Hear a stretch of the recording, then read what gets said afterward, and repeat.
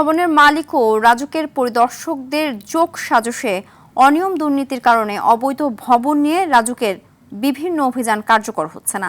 দোষীরা শাস্তি পাচ্ছে না বলে মন্তব্য করলেন রাজুক চেয়ারম্যান রিয়াজুল ইসলাম। জাতীয় প্রেস ক্লাবে ঢাকা ইউটিলিটি রিপোর্টার্স অ্যাসোসিয়েশন আয়োজিত ভূমিকম্প ঝুঁকিতে দেশ আমাদের করণীয় বিষয়ে সংলাপে এসব কথা বলেন তিনি। আরও বলেন, অনিয়মকারী পরিদর্শকদের বিরুদ্ধে ব্যবস্থা নেওয়াতে রাজুকে এখন জনবল কমে গেছে। ভবন মালিকরা নিয়ম মেনে প্রকৃত নকশা অনুযায়ী ভবন করলে অনেকাংশে ভূমিকম্প প্রতিরোধ করা সম্ভব। এটা তো শুরু থেকেই অবস্থা নাকি বলে কোনো আমলে কি এটা ভালো ছিল? আমি কাউকে দোষারোপ আলাদা করে করতে চাই না। হয়তো কোনো সময় বেশি হয়েছে, বিগত কিছু বছর বেশি হয়েছে, কিন্তু এটা কিন্তু ধারাবাহিকভাবে আজকে এই অবস্থায় আসছে।